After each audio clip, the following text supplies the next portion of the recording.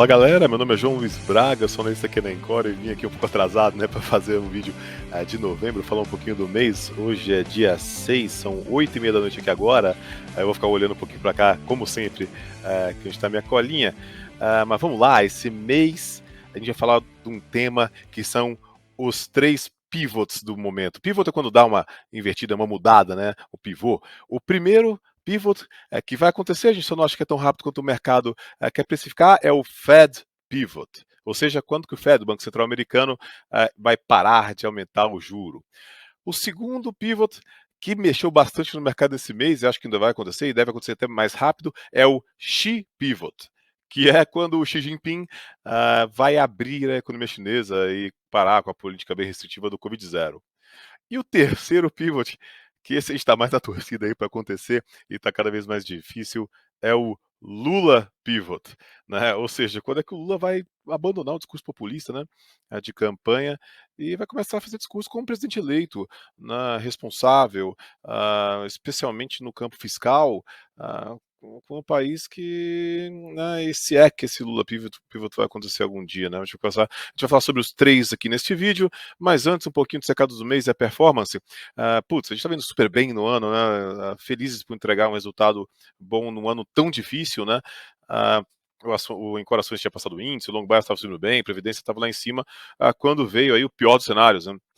Discursos extremamente populistas, abuso fiscal, sondagem péssima de nome para os quadros, né? Tudo que vocês estão sabendo bem, a gente está sofrendo junto isso, fez essa esperança de curto prazo ir por água abaixo, né? E daquele jeito, né? Não tem defesa, né? Quanto menos liquidação, mais apanha, não tem defesa, os hedges não funcionam, porque o pessoal faz a famosa ordem que a gente chama de Zen, né? Que é o zero essa, né? E a nossa carteira foi impactada por isso, e mesmo sendo uma carteira sim comprada, mas puxada para defesa, com commodities e tal, também apanhou. No mês, em corações caiu um pouco mais de 8%, o long bias um pouquinho mais de 9%, e o Prev por volta de 7%. E agora a gente pode falar da performance do Prev 70, né, que é o Prev, é o Encore Previdência, que também puxa o long bias, mas ele é para público geral, ele caiu 4,7%. Contra um mês que o Ibovespa caiu só 3%, né, por causa de Vale, a gente vai falar um pouco sobre isso, mas o SMLL, que é um índice que eu acho muito mais representativo para o que é a nossa bolsa, caiu 11%, caiu até mais de 11%, né, essa boca de jacaré é bem rara. Aí no ano, o Ibovespa ainda sobe uns 7% e o SML cai 12%. Né?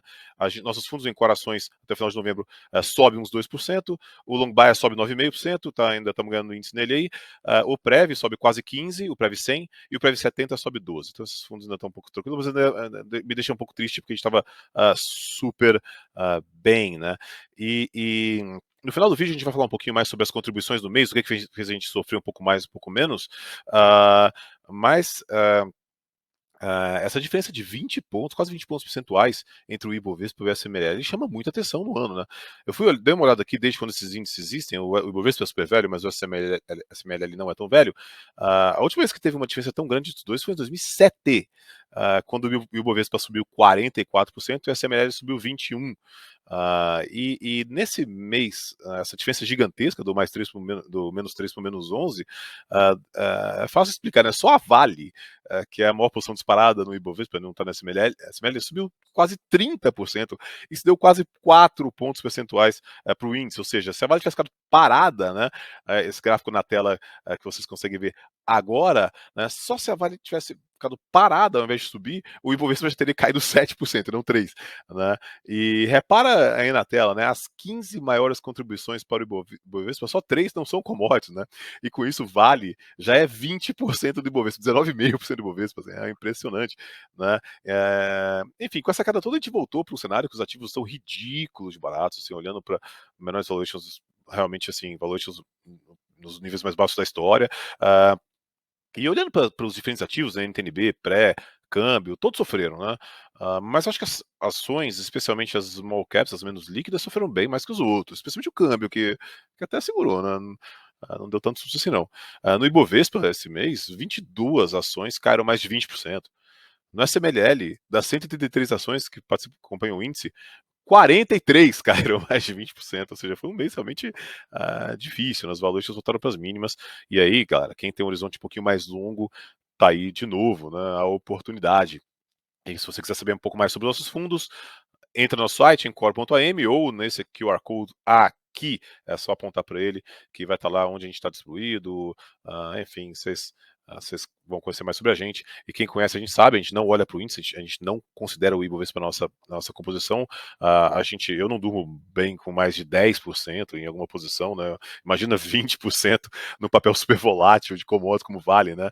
Então eu acho que tem que esperar mesmo, que não só a gente, mas a indústria brasileira de fundos ativos fique mais diferente do índice por causa disso. A gente ignora completamente, vamos montar nossa carteirinha do jeito que a gente faz para o nosso próprio dinheiro e para o dinheiro dos nossos clientes. Mas vamos falar lá do cenário dos 3 pivots, começando com o Fed Pivot, né? Foi um mês bom para os Estados Unidos, o S&P subiu, o Nasdaq subiu mais de 5% os dois, né? E o que trigou este movimento de alta foi que no meio do mês as inflações vieram, eu falo porque tanto a de varejo, né, o IPCA deles, que é o CPI, quanto o PPI, que é o de atacado deles, vieram abaixo do esperado. E aí o mercado, junto com aquela sinalização que a gente tinha visto no vídeo do mês passado, lá, que eu chamei de Nick Leaks, né, que é o Nick Timiraos lá do Wall Street Journal falando, que viria um aumento de 75, que foi confirmado nesse mês, depois já vinha 50, o mercado começou a emocionar, achar que poderia ter esse Fed Pivot e começar a precificar menos aumentos, né? E o mercado deu esse belo rally. Parece complicado o que eu estou falando, mas não é. Eu vou mostrar aqui com calma para vocês, né? Uh, esse gráfico na tela aqui, ó. Eu já mostrei esse gráfico no passado, esse aqui é atualizado para o dia 30 do 11. Ele mostra o que o mercado voltou no preço para aumentos dos juros nas próximas reuniões. Né? O que a média do mercado acredita que o Fed vai fazer. Aí essa primeira barra mostra que o mercado espera 50 bips, mais ou menos, né, 0,5%, né, pontos percentuais para a próxima reunião, agora dia 14. Beleza, o que a gente já vinha falando né, no Nick Leaks lá. Mas a surpresa já ficam as próximas, né? Que o mercado mostra que a próxima barra é um pouquinho mais de 25 bips, 0,25 de aumento, a terceira barra um pouco menos. É como se estivesse precificando 50, 25 e 25 e acabou. E logo daqui a pouco, logo daqui do meio do ano, repara ali no gráfico, já começa a precificar queda de juros nos Estados Unidos. Sim, sim, o mercado já começa a achar que esse aumento de mais 50, 25, 25 vai ser suficiente para jogar a economia para baixo, fazer a economia enfraquecer e o mercado já vai ter que precisar, o Fed já vai precisar fazer alguma coisa para a economia reaquecer logo ali no meio do ano que vem e chegar no começo lá de 24 com juros em 4,2%, né? E o mais curioso não é nem esse shape aí que está na tela, né? Mas sim ver como isso variou no mês, né? Isso na tela agora é o mesmo gráfico, mas como estava no começo do mês. Aí tinha, obviamente, uma barra a mais, né? Que é a dos 75 bips, que foi a reunião de novembro, esperado. Aí, de novo, também a de 50 bips, mas na verdade esperava um pouquinho mais de 50, 60, por ali. Aí tinha mais outra de 50, na verdade 40, para dia 1º de fevereiro, e mais 25 na outra, fazendo a taxa do topo do ciclo chegar acima de 5%, e lá no começo de 24, porque aí tem um pouquinho de queda também, mas bem menos do que tem agora, chegando lá no começo em 4,6%. Essa diferença lá no começo de 4,2% esperado agora para 4,6% que é esperado no começo do mês, faz muita diferença. E foi isso que fez o mercado dar esse belo rally. A gente acha que tem uma certa dose de otimismo aí. Enfim, a gente não tem visto a economia assim, é óbvio que tem dados como o aluguel, que já começou a melhorar e tal, mas a economia americana ainda está aquecida. O que foi confirmado no final do mês e no começo agora de dezembro, em 2 dados, né? O payroll, né, que é o dado de emprego, que veio na sexta, que veio mais forte que esperado também, e um outro dado que é o ISM Serviços, é uma medida de seus serviços, que é salário, aluguel, como é que eles estão vindo, e eles estão vindo também mais forte que o esperado, né? E esses dados já fizeram o mercado dar uma correçãozinha já agora no começo desse mês. Além dessa história dessa expectativa, desse Fed Pivot aí que fez o mercado reagir, tem uma outra coisa também que a gente acha que pode estar um pouco errada, que são as expectativas de lucro para o S&P no ano que vem. Né? A gente ainda acha que tem uma certa dose de otimismo aí. Esse gráfico na tela agora é a expectativa de lucro do S&P para o ano seguinte, sempre o ano seguinte, né? 2021 é a expectativa para 2022, e ao longo de 2022 a expectativa para 2023. Por exemplo, ali agora, né? Ali agora está 235. Ou seja, a expectativa do mercado, na média do mercado, para o lucro de uma carteira do S&P para o ano que vem é de 235. O que é isso, né? O S&P está uns 4 mil pontos, né? Um pouquinho menos que isso agora.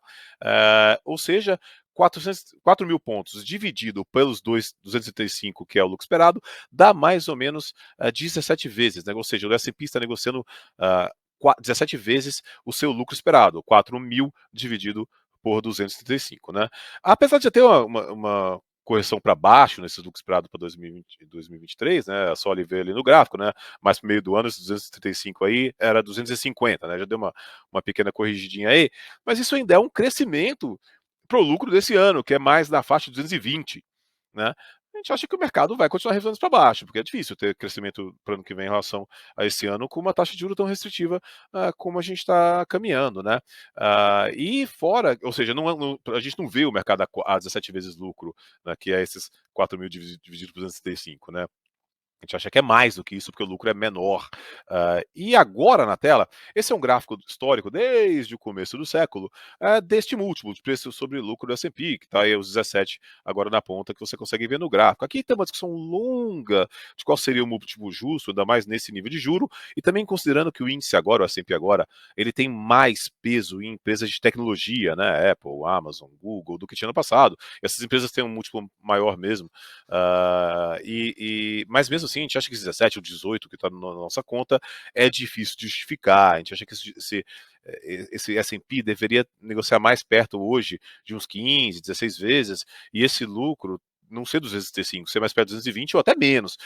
E isso colocaria, pensando em 220, um múltiplo entre 15 e 16 vezes, a gente estaria falando do S&P justo mais na faixa de algo entre 3.300 e 3.500, mais ou menos. O que a gente fez a respeito disso? Quando subiu ali no final do mês, a volatilidade caiu, a gente aproveitou para comprar defesas, comprar proteções, ou seja, fizemos uma posição vendida no S&P, que já está dando um pouquinho de dinheiro agora com essa queda dos últimos dias. Nada demais, tá? É uma posição pequena, obviamente só no long bias e nos fundos de previdência, de algo hoje mais ou menos um pouco acima de 10% do fundo vendido na Bolsa Americana, mas se a Bolsa cai, essa posição aumenta, porque havia opções, enfim, eu não quero ser muito técnico aqui não. Mas a gente aproveitou essa alta, então, para fazer um pouco de posições vendidas no S&P, que se o S&P continuar subindo nos próximos dias, a gente vai aumentar.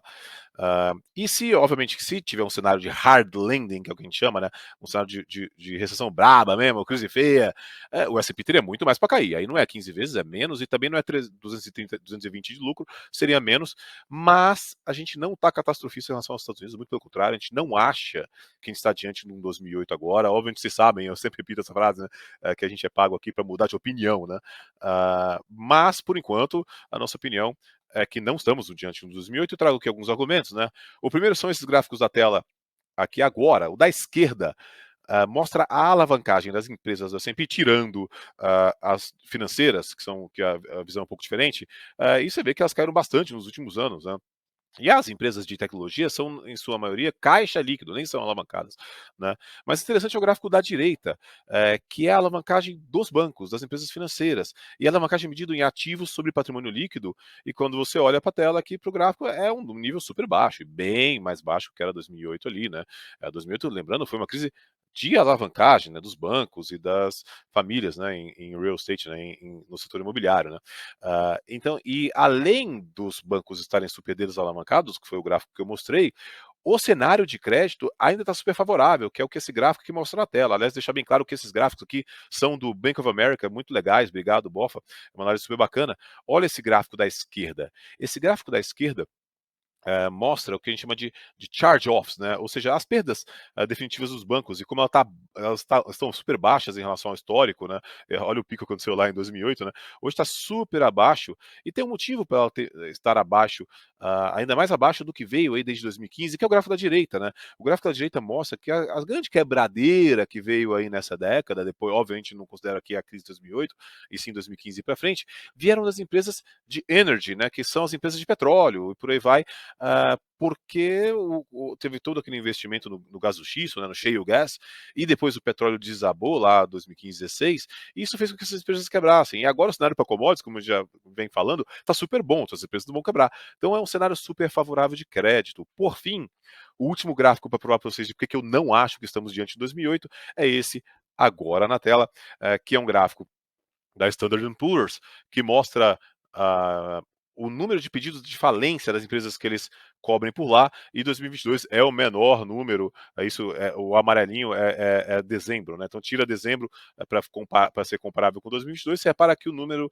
de empresas que estão fazendo file, né? Que estão chamando, que estão estão chamando o bankruptcy, né? Que é que quebraram, é o menor da série desde 2010. Então, enfim, de fato, as empresas estão menos alavancadas, estão menos susceptíveis a esse cenário. Elas vão mal, mas não é um 2008, é um ciclo como qualquer outro. E então, é por isso, então é por isso que a gente está levemente short na Bolsa Americana. Porque a gente acredita que ela está cara dado o cenário. E o mercado que fica tentando antecipar esse Fed Pivot, que eu acho que talvez esteja um pouco antecipado demais. É a terceira vez que o mercado tenta antecipar. Mas a gente também não acha que nenhuma grande catástrofe lá no S&P. Não. Agora vamos então para o segundo pivot, que é o Xi Pivot. Né? A gente já vem falando que uma reabertura da China ia favorecer as commodities, é um dos motivos que a gente tem a posição em petróleo, né, em PetroRio, Prio, agora 3R, e que inclusive apanhou muito esse mês, vou falar um pouco mais na frente, e a Tenaris. E a gente veio falando nos vídeos anteriores que a gente achava que essa recondução, de fato, essa reabertura ia acontecer pós-recondução chinesa de outubro, que a gente falou bastante no mês passado. Quem não assistiu, acho que vale a pena, porque a recondução foi bem, a gente acredita que foi, a gente explica lá de uma forma resumida porque que a gente acha que essa recondução foi bem ruim para a geopolítica global, mas de fato a gente achava que essa diminuição de restrição do Covid viria pós recondução, né? Aquela história, né? Uma ditadura tende a fazer coisas que beneficiam a população depois dessa recondução, né? Porque sabe que vai ser reconduzido de qualquer forma. Aí, beleza, ele é reconduzido e fala: olha, agora eu tô aqui melhorando a vida de vocês, né? A gente veio falando sobre isso nos outros vídeos. É de fato o que está acontecendo. Né? E começou, tá? A gente tem visto muito nas notícias, né? Por exemplo, este tweet aqui na tela de um perfil ligado à mídia chinesa que fala que estamos no caminho do retorno a uma vida normal. Ou notícias como essa agora na tela da Reuters, que diz que os protestos mesmo estão influenciando a China a diminuir as restrições, ou essa terceira notícia agora na tela deste veículo, China Daily, falando que não é mais necessário teste de Covid para entrar em lugares públicos, ou seja, a gente está vendo que a vida está caminhando a voltar para o normal por lá. Isso de fato vai fazer a demanda por commodities aumentar muito. A gente errou em não ter Vale, né, que foi toda essa alta grande que aconteceu, porque a gente acha, tem dois tipos de commodities, a gente já falou sobre isso também em vídeos passados. Tem as commodities que a gente chama de commodities de OPEX, e as commodities de CAPEX. Commodities de CAPEX são aquelas commodities que você precisa para investimento, né, para construção, né, aço, minério, construir um prédio. Né. As commodities de OPEX são aquelas commodities que você precisa do dia a dia. Por exemplo, todo mundo aqui, né, eu, você, a gente gastou um pouquinho de petróleo hoje. E a gente prefere deixar na carteira as commodities de OPEX, não as de CAPEX, porque a gente acha que não é só porque a China vai reabrir, porque vai ter um monte de prédio sendo construído por lá, não é isso, né? Agora, a demanda, certamente vai ter gente se locomovendo, gente viajando, então a demanda por petróleo certamente vai aumentar. É por isso que a gente deu essa focada, foi meio que um erro, pelo menos nesse primeiro movimento aí, que de Vale.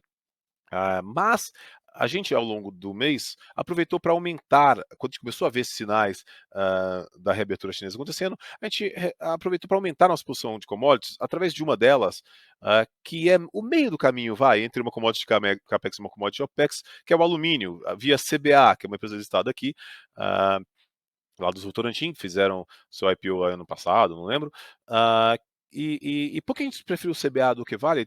Assim, obviamente bem complexo, mas um dos motivos é que nesse nível de minério agora, um pouco acima de 100 ali, toda empresa que pega uma colher e tira minério do chão está ganhando dinheiro, né? E no alumínio isso não é verdade. O alumínio agora está uns 2.500, estava 2.400 quando a gente montou a posição. Nesse nível, uns 30% das empresas que produzem alumínio não ganham dinheiro, e o estoque de alumínio está bem baixo no mundo. Então a gente prefere ela ter um perfil mais de OPEX também, nessa dinâmica de competição. Fora que ela é muito ligada a preços de energia, e energia no mundo está cara, no Brasil é mais barato. Então a gente preferiu ir via CBA. Então, nossa posição de commodity cresceu um pouquinho aí por causa do chip pivot, e se o chip pivot confirmar, como tudo indica, essas posições provavelmente irão bem. Por fim, o mais aguardado e talvez o mais improvável desses pivots, que é o Lula pivot, vamos falar um pouquinho dele, né? Será que o Lula vai pivotar para uma postura mais fiscalista que a gente tanto precisa, né? Esse gráfico na tela aí agora é a nossa dívida bruta em relação ao nosso PIB, que atualmente está em 76,8%, ok, né? Está um pouco melhor. Está melhor do que a gente imaginava que a gente estaria há um ano atrás, isso é um fato, mas estamos longe de estar bem, né? Vamos combinar. Não há espaço para gastar, ainda mais acreditando que a gente vai ter possivelmente um crescimento menor de economia ano que vem, dado que o nosso juro está lá em cima, esse juro é restritivo, né? Em relação à política monetária para a economia, então é de se esperar que a economia não seja nenhuma grande maravilha, né? Mas a gente tem uma eleição que todo mundo prometeu um monte de coisa, desde crescimento de auxílio até, sei lá, uma picanha na mesa. O mercado de ações, o mercado de ações, o mercado fica realmente com bastante medo deste descontrole fiscal, e faz todo sentido mesmo ter esse medo num país que a gente adora flertar com gastos, né? E hoje, gente, assim, hoje quando eu vi isso aqui, para mim foi, eu não queria acreditar, assim, foi um absurdo completo.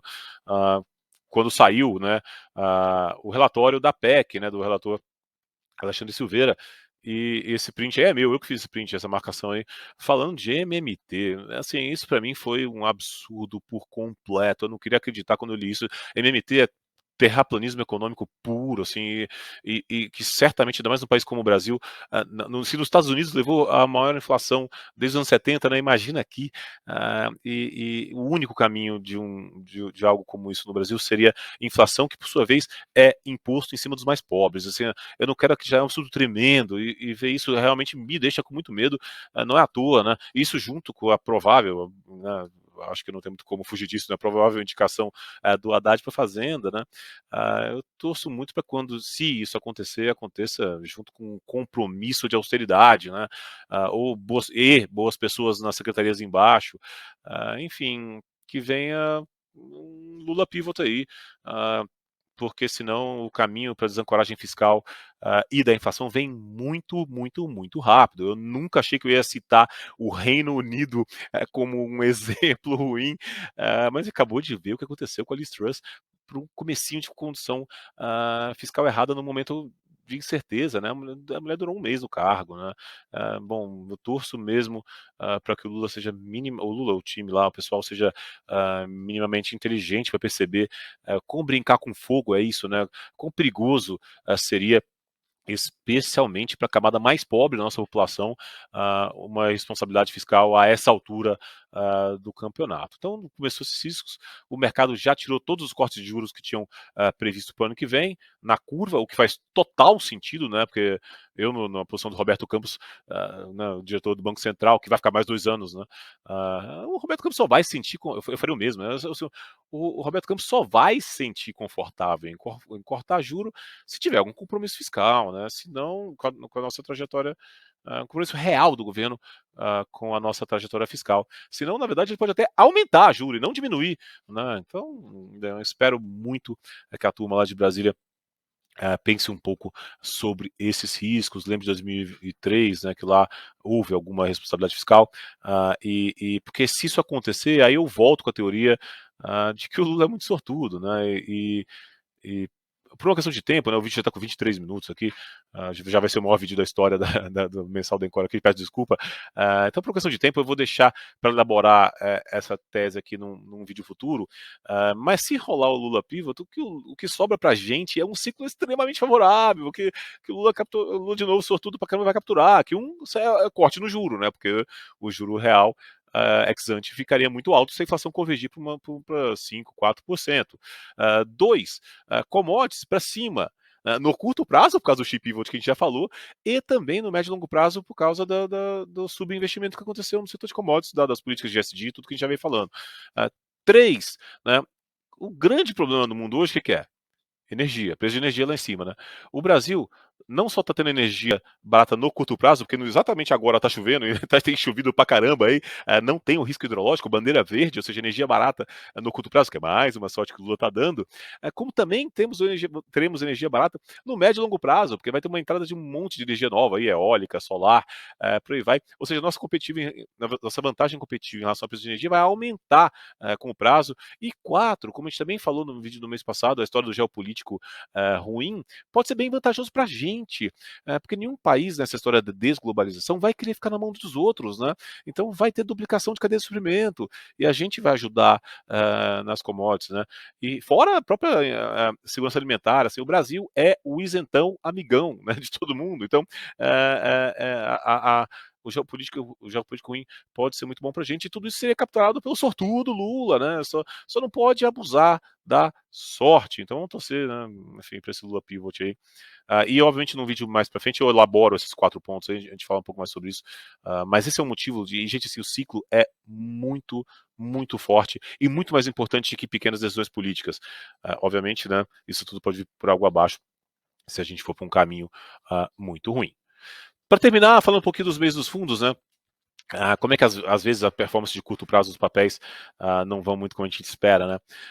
Num mês com chip pivot e com câmbio para cima, né? A gente esperava que nossas posições de commodity nos ajudariam, né? De fato, a maior contribuição positiva que nos salvou um pouquinho aqui no fundo foi a Tenaris, beleza, ela se comportou como deveria, e a PetroRio ficou meio zerada, leve contribuição positiva, que no mês de queda até seria bom, né? Só que a maior contribuição negativa do fundo, o que foi? 3R apanhou sozinho, assim, foi realmente impressionante, sem muito motivo, na nossa opinião, para uma queda de mais de 20% da ação do mês, né? O mercado passou a acreditar que novos crescimentos, tipo Potiguar, são postos novos que têm contato com a Petrobras, estariam sob ameaça por causa da mudança do governo, tudo isso. A gente não acredita nisso, então a gente segue comprado, o papel está totalmente largado, já está precificando, assim, né, sei lá, 75% dos seus campos provados, assim, fora o crescimento, fora enfim, medidas que é o 2P, enfim, de poço que muito provavelmente tem lá. Então, assim, é realmente muito, muito, muito barato. Outras contribuições positivas do mês: Sabesp, Mercado Livre e Açaí. Aí quando eu olho para as principais perdas, eu fico um pouco mais tranquilo de que esse mês péssimo foi realmente um mês muito ruim, mas não é perda permanente. É ciclo, é medo, tudo aquilo ali. Porque além de 3R que eu falei, né, posto de petróleo, né, que as outras foram bem, ela foi super mal. A segunda maior contribuição negativa foi a Aliança Sonai Shopping, que está indo super bem no micro. Isso apanhou porque os juros abriram, quando os juros abriram eles batem, ela é pouco líquida, então ela apanhou pra caramba. Depois Vivara, mesma coisa, liquidez baixa, então ela apanha mais, mas o operacional a gente tem acompanhado super de perto, indo super bem. Aí depois Iguatemi, né, também igual a Aliança, Pets, que talvez o micro até foi um pouco pior mesmo, mas está indo bem. E aí Localiza, Vamos, Rumo, que também está indo super bem, foi uma contribuição negativa do mês. Aí por aí vai. São ações que elas têm, que elas são, a gente chama de bond proxy, né? Que são ações que parecem até renda fixa, aí o juro lá na curva sobe, e essas empresas sofrem. Uma questão cíclica, mas eu acho que sofreram bem mais do que deveriam. Então a gente segue tranquilo. Estamos comprado, mas carteira defensiva, ativos super bons, não estamos correndo nenhum risco de ações que podem quebrar, né? Não precisa, dá para ficar com essa carteirinha que os retornos esperados são super bons e super baratos. Né? De mudança da carteira, a gente zerou MRV e Natura, que aliás as duas a gente teve pouco tempo, Natura ainda menos, a gente já desistiu. A gente diminuiu um pouco a Tenaris, porque ela foi a melhor contribuição, ela andou super bem no mês. E a gente comprou CBA, como a gente falou, compramos também Sabesp, que até foi uma contribuição boa, e Itaú. A gente está mais ou menos uns 95% comprado, ou seja, com pouco caixa no Encore Ações, dado que os ativos estão tão baratos. Já no Long Bias, como falamos, né, a gente tem a mesma carteira, só que como a gente tem aquele short em S&P, que é um pouco mais de 10%, a gente está mais ou menos uns 80% net comprados no Encore, no Encore Long Bias e no Prev 100. Bom, eu queria falar, eu falei bastante esse mês, né? Quase 30 minutos, peço desculpa, porque eu realmente queria ratificar, que tinha bastante assunto, mas eu quero terminar ratificando que os valuations estão raríssimos de ver. Nas minhas pouco mais de 2 décadas que eu faço isso da vida, eu só vi valuations baratos assim, pouquíssimas vezes, basicamente 4 vezes, que foram todas em grandes crises. E para quem tem visão de longo prazo, isso tem uma carinha bem grande de uma bela oportunidade, tá? E obviamente que aqui a gente está à disposição. Quem quiser conhecer mais, de novo, é só ver o QR Code aqui ou entrar no nosso site encore.am para saber um pouco mais. E conte sempre aqui comigo e com o nosso time. Muito obrigado e até o mês que vem. De novo, desculpa, quase meia hora. Prometo que do mês que vem eu tento ser um pouco mais breve. Um grande abraço e até mês que vem.